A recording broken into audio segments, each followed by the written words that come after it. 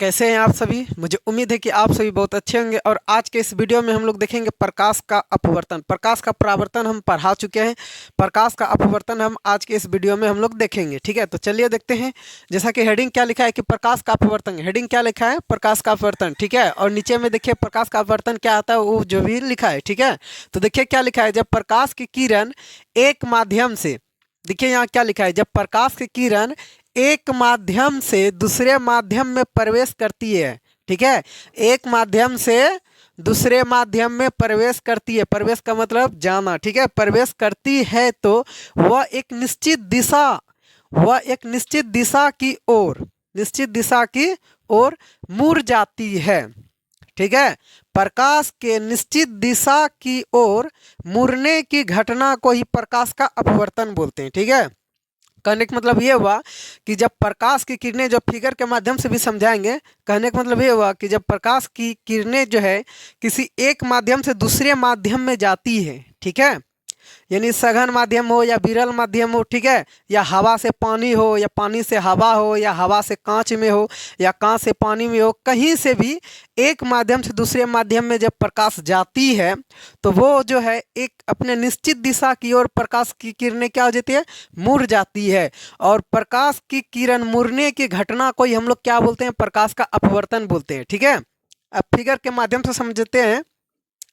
यहाँ पे देखिए एन और एन डैश ये क्या है, तो ये लंब है। एन और एन डैश क्या है, तो ये जो है हमारा क्या है, लंब है। ठीक है, और यहाँ से देखिए ए और बी क्या है, किरण है। ए और बी क्या है, किरण है। ठीक है, तो यहाँ से गौर कीजिए जरा, क्या है, नीचे में क्या है, पानी है। नीचे में क्या है, पानी है। यहाँ से जो है इनके नीचे में क्या है, तो पानी है, और इनके ऊपर में क्या है, तो हवा है। क्या है, हवा है। ठीक है, और यहाँ पे देखिए क्या है, इनके ऊपर में हवा है और इनके नीचे में भी यहाँ पे क्या है, पानी है। ठीक है, तो यहाँ समझिए, तो एन एन डैश क्या है, तो एन एन डैश जो है एक लंब है। क्या है, लंब है। ठीक है, और ए भी क्या है, किरण है, और नीचे में क्या है, पानी है, ऊपर में क्या है, हवा है। ठीक है, तो जब समझते हैं कि ए भी क्या है, प्रकाश की किरण है।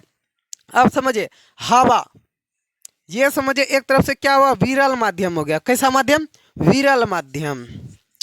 ये हो गया आपका विरल माध्यम, और ये कौन सा हो गया, सघन माध्यम। क्या हो गया, सघन माध्यम। ठीक है, तो ध्यान से जरा समझना है कि जब प्रकाश की किरण, ठीक है, विरल माध्यम से, किन से, विरल माध्यम से सघन माध्यम में प्रवेश कर रही है, आ रही है। ठीक है, जब प्रकाश की किरण विरल माध्यम से सघन के माध्यम में प्रवेश कर रही है तो देखिए ये क्या है, अभिलंब है। एन एन डैश क्या बोले हम, अभिलंब है। ठीक है, तो देखिए कि जब जाना था सीधा, हम लोग पढ़े हैं कि प्रकाश का जो है किरण जो है एनी टाइम क्या सीधा जाती है, ये हम लोग पढ़ चुके हैं। ठीक है, तो यहाँ पे उसी के अकॉर्डिंग देखते हैं। ए भी यहाँ पे देखिए, यहाँ से जो प्रकाश की किरण सीधा आया। अच्छा, जाना कहाँ था, तो सर जाना था हमको इधर, प्रकाश की किरण किधर जाना चाहिए था, इधर, लेकिन चल गया किधर, देखिए थोड़ा सा मुड़ी, अभिलंब की ओर थोड़ा सा, देखिए मुड़ गई कि नहीं मुड़ गई।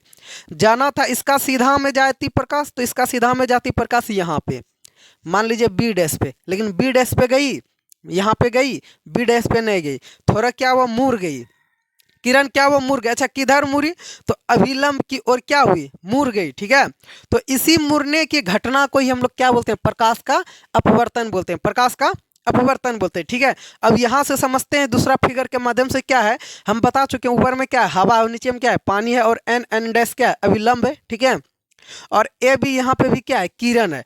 तो यहाँ से देखिए प्रकाश इधर से जा रही है, प्रकाश की किरण इधर से जा रही है। ठीक है, तो देखिए जब, अच्छा ये क्या है, ये हो गया आपका सघन माध्यम, जल क्या हो गया, सघन। ठीक है, और ये क्या हुआ, विरल हो गया, विरल माध्यम हो गया। ठीक है, तो जब देखिए सघन माध्यम से विरल माध्यम में प्रवेश करती है तब क्या होती है, उस कंडीशन में देखते हैं। देखिए यहाँ से जा रही है प्रकाश सीधा।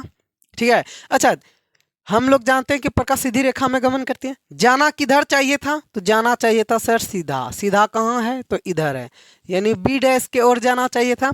लेकिन देखिए बी डैश के ओर गई तो नहीं गई, किधर चल गई, बी की ओर। देखिए थोड़ा सा अभिलंब से देखिए दूर हटा, अभिलंब यहाँ है कि नहीं, एन एन डैश क्या है, अभिलंब है। देखिए अभिलंब से थोड़ा क्या हुआ, दूर हो गया। ठीक है, जाना चाहिए था इधर बी डैश में, लेकिन चल गया किधर, बी में। ठीक है, यानी थोड़ा सा अभिलंब से क्या होगी, दूर हो गई। तो ये भी एक है कि प्रकाश की किरण जब विरल माध्यम से विरल माध्यम से सघन माध्यम में प्रवेश करती है तो अभिलंब की ओर क्या होती है, मुड़ जाती है। ठीक है। और दूसरा कंडीशन क्या है कि जब प्रकाश की किरण जो है विरल माध्यम से, विरल वाला तो बताते हैं, सॉरी, सघन माध्यम से विरल माध्यम में जब जाती है तो क्या होता है, अभिलंब से दूर हो जाती है। क्या हो जाती है, दूर हो जाती है। ठीक है। और हम लोग जानते हैं कि जल में जो प्रकाश की चाल वो कम होता है हवा के अपेक्षा या निर्वात के अपेक्षा। ठीक है। और यहाँ पे क्या होता है, यहाँ पे भी हम लोग जानते हैं कि हवा में जो है प्रकाश की चाल अधिक होगा और जो है जल में क्या होगा, कम होगा। तो यहाँ से जो है, यहाँ से घुसा, हवा से क्या हुआ, प्रकाश की किरण घुसा, ठीक है, कहाँ पे, जल में, जल में घुसा तो क्या हो, ऑटोमेटिक हम लोग जानते हैं कि प्रकाश की किरण की गति जो धीमी हो जाएगी, प्रकाश की किरण की गति क्या हो जाएगी, धीमी हो जाएगी। और यहाँ से देखिए क्या हुआ, पानी से गया हवा में, हवा में, तो पानी तक तो एकदम कम था प्रकाश की चाल, जैसे हवा में गया तो प्रकाश की गति क्या हो जाएगी, तेज हो जाएगी। ठीक है। तो क्या हम बोल सकते हैं कि जब प्रकाश की किरण जो है सघन माध्यम से विरल माध्यम में प्रवेश करती है तो अभिलंब से क्या होती है, दूर भाग जाती है, क्या हो जाती है, दूर हो जाती है। और साथ ही प्रकाश की गति क्या होती है, प्रकाश की गति तो वो तेज हो जाती है, क्या हो जाती है, तेज हो जाती है। क्या यहाँ हो गया हवा में और ये निकल कहाँ रहा था, पानी से। और यहाँ पे क्या बोल सकते हैं हम लोग कि जब प्रकाश की किरण विरल माध्यम से सघन माध्यम में प्रवेश करती है तो वो क्या होती है, अभिलंब की ओर मुड़ जाती है, अभिलंब की ओर क्या हो जाती है, मुड़ जाती है। ठीक है। और जब पानी में जा रहे तो ऑटोमेटिक जानते हैं कि प्रकाश की गति भी क्या हो जाएगी, धीमी हो जाएगी। यहाँ पे गति क्या हो जाएगा, धीमी हो जाएगा। तो उम्मीद करते हैं आपको प्रकाश का अपवर्तन क्या है बहुत बढ़िया ढंग से समझ में आया होगा। और इसी टाइप के और वीडियो देखने के लिए हमारे इस चैनल को सब्सक्राइब कर दीजिए। और वीडियो से अगर जहाँ थोड़ा सा भी अगर जहाँ आपको हेल्प हुआ हो तो वीडियो को साथ ही एक क्या कर लाइक कर दीजिए और साथ में अपने दोस्तों के साथ शेयर कर दीजिए ताकि उनका भी कुछ हेल्प हो सके। धन्यवाद।